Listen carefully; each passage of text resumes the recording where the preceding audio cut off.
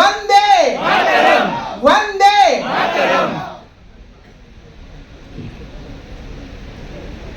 ರಾಷ್ಟ್ರೀಯ ಯುವ ಮೋರ್ಚಾ ಅಧ್ಯಕ್ಷ ಮತ್ತು ಬೆಂಗಳೂರು ದಕ್ಷಿಣದ ಸಂಸದರಾಗಿರುವಂತಹ ಸನ್ಮಾನ್ಯ ತೇಜಸ್ವಿ ಸೂರ್ಯ ಅವರೇ, ಈ ಕ್ಷೇತ್ರದ ಜನಪ್ರಿಯ ಶಾಸಕರು, ರಾಜ್ಯದಲ್ಲಿ ಉಪಮುಖ್ಯಮಂತ್ರಿಗಳಾಗಿ ಮಂತ್ರಿಗಳಾಗಿ ಕೆಲಸವನ್ನು ಮಾಡಿರುವಂಥ ಡಾಕ್ಟರ್ ಅಶ್ವಥ್ ನಾರಾಯಣ ಅವರೇ,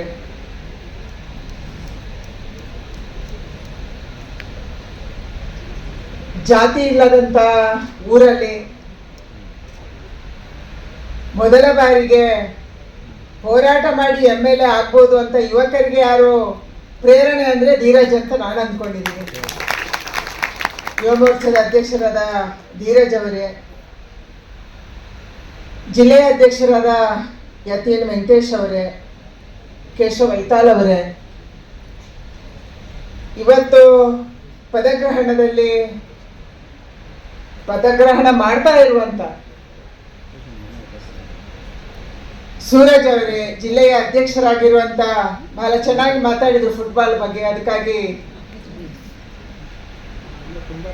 ಇನ್ನೂ ಮಾತಾಡೋದಿತ್ತು, ಅವರು ತುಂಬಾ ಉದಾಹರಣೆ ಕೊಡ್ತಾರೆ, ಅದು ಇವತ್ತು ಕಡಿಮೆ ಮಾತಾಡಿದ್ರು. ಪ್ರತಿಭೆ ಜಾಸ್ತಿ ಇದೆ. ಅದಕ್ಕೆ ಹರೀಶ್ ಅವರೇ, ಸೂರಜ್ ನಾಯ್ಡು ಅವರೇ ಮತ್ತು ಅವರ ತಂಡದ ಎಲ್ಲ ಬಂಧುಗಳೇ, ಈ ಕ್ಷೇತ್ರದ ಬೇರೆ ಬೇರೆ ಜವಾಬ್ದಾರಿಗಳನ್ನು ಹೊತ್ತಿರುವಂತಹ ಎಲ್ಲ ಹಿರಿಯ ಬಂಧುಗಳು ಕೂಡ ವೇದಿಕೆಯ ಮುಂದೆ ಕೂತಿದ್ದಾರೆ. ಎಲ್ಲ ಬಂಧುಗಳೇ, ಯುವ ಮೋರ್ಚಾದ ಎಲ್ಲ ಪದಾಧಿಕಾರಿ ಬಂಧುಗಳೇ,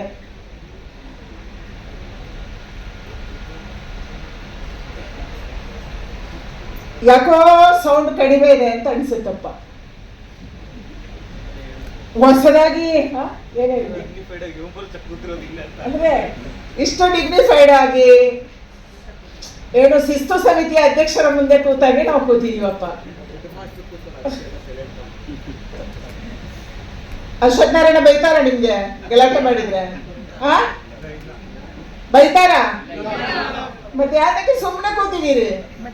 ಯುವ ಮೋರ್ಚಾ ಅಂದ್ರೆ ಗಲಾಟೆ ಇರ್ಬೇಕಪ್ಪ. ಏನೂ ಇಲ್ಲ, ವಾಯ್ಸೇ ಇಲ್ಲ ಇಲ್ಲಿ. ರೆಸ್ಪೆಕ್ಟಾ? ವಾ, ಜಾಸ್ತಿ ಆಯ್ತು ರೆಸ್ಪೆಕ್ಟ್ ಇದು. ಇವತ್ತು ಯುವ ಮೋರ್ಚಾದ ಪದಾಧಿಕಾರಿಗಳ ಪದಗ್ರಹಣ ಸಭೆಯಲ್ಲಿ ಭಾಗವಹಿಸಕ್ಕೆ ನಿಜವಾಗ್ಲೂ ಖುಷಿ ಆಗ್ತದೆ. ಯಾಕಂದ್ರೆ ಮೊದಲ ಬಾರಿಗೆ ಈಗಾಗಲೇ ಹೇಳಿದಂತೆ ರಾಷ್ಟ್ರೀಯ ಅಧ್ಯಕ್ಷರು, ರಾಜ್ಯದ ಅಧ್ಯಕ್ಷರು, ಜಿಲ್ಲೆಯ ಅಧ್ಯಕ್ಷರು, ಉಪಮುಖ್ಯಮಂತ್ರಿಗಳು, ಮಾಜಿ ಎಲ್ಲರೂ ಬಂದು ಸೇರಿದ್ದೀವಿ. ಹಾಗೆ ಒಂದೇ ಉದ್ದೇಶ, ಈ ಮಲ್ಲೇಶ್ವರಂ ಇಡೀ ರಾಜ್ಯಕ್ಕೆ ಮತ್ತು ದೇಶಕ್ಕೆ ಪ್ರೇರಣೆಯನ್ನು ಕೊಟ್ಟಂತ ಜಾಗ. ಅತ್ಯಂತ ಹೆಚ್ಚು ಸಾಹಿತಿಗಳು ಎಲ್ಲಿದ್ದಾರೆ ಅಂತಂದ್ರೆ ಅಲ್ಲಿ ಮಲ್ಲೇಶ್ವರಂ ಅಲ್ಲಿದ್ದಾರೆ. ಅತ್ಯಂತ ಹೆಚ್ಚು ಕಲಾವಿದರು ಎಲ್ಲಿದ್ದಾರೆ ಅಂದ್ರೆ ಮಲ್ಲೇಶ್ವರಂ ಅಲ್ಲಿದ್ದಾರೆ. ಅತ್ಯಂತ ಹೆಚ್ಚು ಶಿಕ್ಷಕಿಯರು, ಪ್ರೊಫೆಸರ್ಸ್, VC ಎಲ್ಲಿದ್ದಾರೆ ಅಂತಂದ್ರೆ ಅವರು ಮಲ್ಲೇಶ್ವರಂ ಅಲ್ಲಿದ್ದಾರೆ. ಅಂದ್ರೆ ಮಲ್ಲೇಶ್ವರಂ ಭಾರತೀಯ ಜನತಾ ಪಾರ್ಟಿಯ ಒಂದು ಶಕ್ತಿಯ ಕೇಂದ್ರ. ನಮ್ಮ ಕಾರ್ಯಾಲಯ ಎಲ್ಲಿದೆ ಅಂದ್ರೆ ಅದು ಮಲ್ಲೇಶ್ವರಂ ಅಲ್ಲೇ ಇದೆ. ಸಾವುಕಾರೆಲ್ಲ ಸದಾಶಿವ ನಗರದಲ್ಲಿದ್ದಾರೆ. ಇಲ್ಲ, ಸ್ವಲ್ಪ ಆ ಕಡೆ ಶಿಫ್ಟ್ ಆಗ್ತಿದ್ದಾರೆ, ನಮ್ಮ ಡಾಲರ್ಸ್ ಕಾಲೋನಿ ಕಡೆಗೆ, ಆರಂಭಿಗೆ. ಅದಕ್ಕಾಗಿ ನನಗನ್ಸುತ್ತೆ ಯುವ ಮೋರ್ಚಾ ಮಲ್ಲೇಶ್ವರಮಿಂದ ಯುವ ಮೋರ್ಚಾಕ್ಕೊಂದು ಶಕ್ತಿ ಸಿಗಬೇಕು. ಯತೀನ್ ಅವರ ನೇತೃತ್ವದಲ್ಲಿ ಎಲ್ಲ ಕಡೆ ಕೂಡ ಈ ತರ ಒಂದು ಪದಾಧಿಕಾರಿಗಳ ಸಭೆ ಮಾಡಬೇಕು. ಎಲ್ಲರಿಗೂ ಹಿರಿಯರ ಮುಂದೆ ತಮ್ಮ ಪದಾಧಿಕಾರಿಗಳ ಪದಗ್ರಹಣವನ್ನು ಮಾಡಿಸಬೇಕು, ಇದು ಅವರ ಅಪೇಕ್ಷೆ. ಯಾಕೆ ಈಗಾಗಲೇ ಮಾತಾಡಿದ್ರು ಧೀರಜ್ ಅವರು, ತೇಜಸ್ವಿ ಸೂರ್ಯ ಅವರು ಮತ್ತು ಹರೀಶ್ ಅವರು. ಯುವಕರಿಗೆ ಪ್ರೇರಣೆ ಸಿಗಬೇಕು. ಯುವಕರಿಗೆ ಏನು ಪ್ರೇರಣೆ? ಇವತ್ತು ಜಗತ್ತಿನ ಬೇರೆ ಬೇರೆ ದೇಶಕ್ಕೆ ಹೋಗಿ ಅಲ್ಲಿರುವಂತ ಆ ದೇಶದವರಿಗೆ ಅಥವಾ ನಮ್ಮ ದೇಶದ ಯುವಕರಿಗೆ ಕೇಳಿದ್ರೆ, ಭಾರತದಲ್ಲಿ ಯೂತ್ ಐಕಾನ್ ಯಾರು ಅಂತ ಕೇಳಿದ್ರೆ ನಮ್ಮ ಮೋದಿ ಹೆಸರು ಹೇಳ್ತಾರೆ. ನಾನು ಮೊನ್ನೆ ಜೆನೆವಾಕ್ಕೆ ಹೋಗಿದ್ದೆ, ಒಂದು 15 ದಿನದ ಹಿಂದೆ. ಎಲ್ಲ ದೇಶಕ್ಕೆ ಒಬ್ಬರು ಅಂಬಾಸಿಡರ್ ಇರ್ತಾರೆ, ಆದರೆ ಜಿನೇವಾದಲ್ಲಿ ಚಿಕ್ಕ ಊರಿಗೆ 3 ಜನ ಅಂಬಾಸಿಡರ್, ಒಂದು WTOಗೆ, ಒಂದು UNಗೆ ಮತ್ತು ಒಂದು ಇಡೀ ದೇಶಕ್ಕೆ. ಅವರು ಮಾತಾಡ್ತಾ ಡಿನ್ನರ್ ಅಲ್ಲಿ ಮಾತಾಡ್ತಾ ಹೇಳಿದ್ರು, ಜಿನೆವಾಕ್ಕೆ ಎಲ್ಲಾ ದೇಶದ ಪ್ರಧಾನಿಗಳು ಬರ್ತಾರೆ, ಎಲ್ಲಾ ದೇಶದ ಎಲ್ಲಾ ಮಂತ್ರಿಗಳು ಬರ್ತಾರೆ, ಅಂದ್ರೆ ಎಲ್ಲ WTO ಕಾರಣಕ್ಕೆ, UN ಕಾರಣಕ್ಕೆ ಎಲ್ಲರೂ ಬರ್ತಾರೆ, ಮತ್ತೆ ತುಂಬಾ ಕಾನ್ಫರೆನ್ಸ್ ಅಲ್ಲಿ ಆಗುತ್ತೆ. ನಮ್ಗೆ 3 ಜನಕ್ಕೆ ಇರುವಂತ ಡಿಮಾಂಡ್ ಏನು ಅಂದ್ರೆ, ಬೇರೆ ದೇಶದ ಪ್ರಧಾನಿಗಳದ್ದಿರ್ಬೋದು, ಬೇರೆ ದೇಶದ ನಾಯಕರು ಇರ್ಬೋದು, ಮೋದಿ ಅವರು ಬಂದಾಗ ಒಂದು ಚಿಕ್ಕ ಫ್ಲಾಶ್ 30 ಸೆಕೆಂಡ್ ನಮ್ಗೆ ಫೋಟೋ ಬೇಕು ಅಂತ ಕೇಳ್ತಾರೆ. ಇದು ನಮ್ಮ ಪ್ರಧಾನಿ. ವಯಸ್ಸು ಎಷ್ಟು ವಯಸ್ಸು? 75 ಇಯರ್ಸ್ಗೆ ವರ್ಲ್ಡ್ನ ಯುವಕರಿಗೆ ಯೂತ್ ಐಕಾನ್ ಯಾರು ಅವ್ರು ಹೇಳಿದ್ರು, ನಮ್ಮ ಅಂಬಾಸಿಡರ್ಸ್ ಹೇಳಿದ್ರು, ನಾವು ಬಹಳ ವರ್ಷ ಬಹಳ ದೇಶಗಳಲ್ಲಿ ಕೆಲಸ ಮಾಡಿದೀವಿ, ರಿಟೈರ್ಡ್ ಆಗಕ್ಕೆ ಬಂದಿದ್ದೀವಿ, ಈಗ ನಮ್ಮ ಸರ್ವಿಸ್ ಎಲ್ಲ ಬೇರೆ ಬೇರೆ ದೇಶದಲ್ಲಿ ಕಳೆದಿದ್ದೀವಿ, ಆದ್ರೆ ಭಾರತದ ಪ್ರಧಾನಿಗೆ ಒಂದು ಸೆಲ್ಫಿ ಬೇಕು, ಒಂದು ಫ್ಲಾಶ್ ಬೇಕು ಅಂತ ಕೇಳ್ತಾ ಇರೋದು ಮೊದಲ ಬಾರಿಗೆ ಈ ವರ್ಲ್ಡಿನ ಸೂಪರ್ ಹೀರೋ ಇದ್ರೆ ಅದು ನಮ್ಮ ಪ್ರಧಾನಿ ಅನ್ನುವಂಥದ್ದನ್ನು ಹೇಳಿದ್ರು. ಆ ಪ್ರಧಾನಿ ಎಲ್ಲಿಂದ ಬಂದಿದ್ದಾರೆ? ಒಬ್ಬ ಚಿಕ್ಕ ಕಾರ್ಯಕರ್ತನಾಗಿ,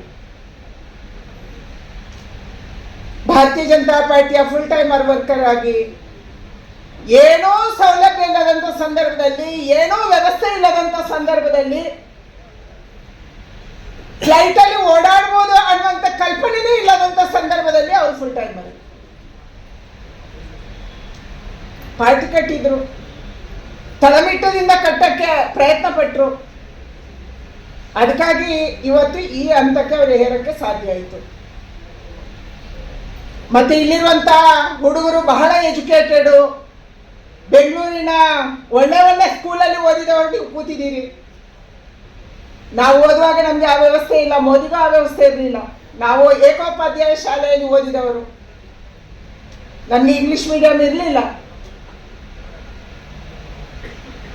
ಯಾವುದೇ ಸಬ್ಜೆಕ್ಟಿಗೆ ಟೀಚರ್ ಇರಲಿಲ್ಲ, ಒಂದೇ ಟೀಚರ್ ಎಲ್ಲ ಸಬ್ಜೆಕ್ಟ್ ಮಾಡೋರು 7ನೇ ತರಗತಿ ತನಕ. ಇದು ನಮ್ಮ ಕಾಲ. ಆದ್ರೆ ಒಬ್ಬ ಕಾರ್ಯಕರ್ತ ಮನಸ್ಸು ಕೊಟ್ಟು ಕೆಲಸ ಮಾಡಿದ್ರೆ, ದೇಶಕ್ಕಾಗಿ ಕೆಲಸ ಮಾಡಿದ್ರೆ, ಇದು ನನ್ನ ಪಾರ್ಟಿ ಅಂತ ಅನ್ಸಿದ್ರೆ, ನನ್ನ ಪಾರ್ಟಿ ಮೂಲಕ ನನ್ನ ದೇಶಕ್ಕೆ ಕೆಲಸ ಮಾಡ್ತೀನಿ ಅಂತ ಅನ್ಸಿದ್ರೆ, ಮೋದಿ ಏರಿದಂತ ಎತ್ತರಕ್ಕೆ ಕೂಡ ಪ್ರತಿಯೊಬ್ಬ ಕಾರ್ಯಕರ್ತ ಏರ್ಬೋದು ಅನ್ನೋದಕ್ಕೆ ಉದಾಹರಣೆ ಇದೆ, ದೇಶದಲ್ಲಿ ಉದಾಹರಣೆ ಇದೆ. ಅದು ಅಟಲ್ ಬಿಹಾರಿ ವಾಜಪೇಯಿ ಅವರದು, ಅಥವಾ ಅಬ್ದುಲ್ ಕಲಾಂ ಅವರು ಇರ್ಬೋದು, ಅಥವಾ ಯಾರೇ ಇರ್ಬೋದು. ಈ ದೇಶದ ಒಬ್ಬೊಬ್ಬ ನಾಯಕನು ಬೇರೆ ಬೇರೆ ಪಾರ್ಟಿಯಲ್ಲೂ ಇರ್ಬೋದು, ಕೇವಲ ಭಾರತೀಯ ಜನತಾ ಪಾರ್ಟಿ ಬಗ್ಗೆ ಹೇಳ್ತಾ ಇಲ್ಲ, ಬೇರೆ ಬೇರೆ ಪಾರ್ಟಿಯಲ್ಲಿ ಕೂಡ ತಳಮಟ್ಟದಿಂದ ಮೇಲೆ ತನಕ ಹೇರಿದಂತ ಹಲವಾರು ಜನ ನಾಯಕರು ಈ ದೇಶದಲ್ಲಿ ಇದ್ದಾರೆ. ವ್ಯವಸ್ಥೆ ಇಲ್ಲದಂತ ಸಂದರ್ಭದಲ್ಲಿ ಇವತ್ತು ಭಗವಂತ ನಮ್ಗೆ ಎಲ್ಲ ವ್ಯವಸ್ಥೆ ಕೊಟ್ಟಿದ್ದಾನೆ. ಅದಕ್ಕಾಗಿ ಇವತ್ತು ನಮ್ಮ ಕಾರ್ಯಕರ್ತರು ನಾವೆಷ್ಟು ನಮ್ಮ ಪಾರ್ಟಿಗೆ ಕಮಿಟ್ ಆಗಿದ್ದೀವಿ. ನಮ್ಮ ಹಿರಿಯರು ಹೇಳ್ತಾ ಇದ್ರು, ನಿಂಗೆ ಪೋಸ್ಟ್ ಕೊಟ್ಟಿರೋದು ವಿಸಿಟಿಂಗ್ ಕಾರ್ಡ್ ಮಾಡಕ್ಕಲ್ಲ, ವಿಸಿಟಿಂಗ್ ಕಾರ್ಡ್ಗಾಗಿ ನಮ್ಗೆ ಪೋಸ್ಟ್ ಅಲ್ಲ. ನಮ್ಮ ಪೋಸ್ಟ್ ಇರುವಂಥದ್ದು ನಮ್ಮನ್ನು ನಾವು ಆ ಏರಿಯಾದಲ್ಲಿ ಗುರುತಿಸ್ಕೊಳ್ಳಕ್ಕೆ. ಮಹಿಳಾ ಮೋರ್ಚಾದ ಸಭೆಯಲ್ಲಿ ಅಥವಾ ಯುವ ಮೋರ್ಚಾದ ಅಥವಾ ಹಿಂದುಳಿದ ವರ್ಗ SC/ST ಮೋರ್ಚಾದ ಸಭೆಯಲ್ಲಿ ನಾನು ಯಾವಾಗಲೂ ಹೇಳ್ತಾ ಇದ್ದೀನಿ, ನಮ್ಮ ಬೂತಲ್ಲಿ ನಮ್ಮನ್ನು ನಾವು ಪದಾಧಿಕಾರಿ ಆದ್ಮೇಲೆ ಎಷ್ಟು ಜನಕ್ಕೆ ಗೊತ್ತು, ನಮ್ಮ ವಾರ್ಡಲ್ಲಿ ನಮ್ಮನ್ನು ಎಷ್ಟು ಜನಕ್ಕೆ ಗೊತ್ತು. ನಾವು ಬಿಜೆಪಿಯಲ್ಲಿ ಬಹಳ ದೊಡ್ಡ ಮನುಷ್ಯರು, ನಾವು ಪದಾಧಿಕಾರಿ ಆಗಿದ್ದೀವಿ, ವಿಸಿಟಿಂಗ್ ಕಾರ್ಡ್ ಮಾಡಿದ್ದೀವಿ, ನಾನು ಕಾರ್ಯದರ್ಶಿ, ನಾನು ಮಂಡಲ ಕಾರ್ಯದರ್ಶಿ, ನಾನು ಮಂಡಲ ಉಪಾಧ್ಯಕ್ಷ, ನಾನು ವಾರ್ಡಿನ ಅಧ್ಯಕ್ಷ, ನಾನು ವಾರ್ಡಿನ ಉಪಾಧ್ಯಕ್ಷ. ಹೌದು, ಎಷ್ಟು ಜನಕ್ಕೆ ಗೊತ್ತಿದೆ. ಮಹಿಳಾ ಮೋರ್ಚಾದಲ್ಲಿ ಮಹಿಳೆಯರಿಗೆ ಎಷ್ಟು ಜನಕ್ಕೆ ಗೊತ್ತಿದೆ, ಯುವ ಮೋರ್ಚಾದಲ್ಲಿ ಯುವಕರಿಗೆ ಎಷ್ಟು ಜನಕ್ಕೆ ಗೊತ್ತಿದೆ, SC ಮೋರ್ಚಾದಲ್ಲಿ ಎಷ್ಟು ಜನ SC ಕಾಲೋನಿಗಳಲ್ಲಿ ನಮ್ಮನ್ನು ಗೊತ್ತಿದೆ. ಇದರ ಆಧಾರದಲ್ಲಿ ನಾವು ಯಾವ ಪದಾಧಿಕಾರಿ ಅಂತ ನಿರ್ಧಾರ ಆಗಬೇಕು.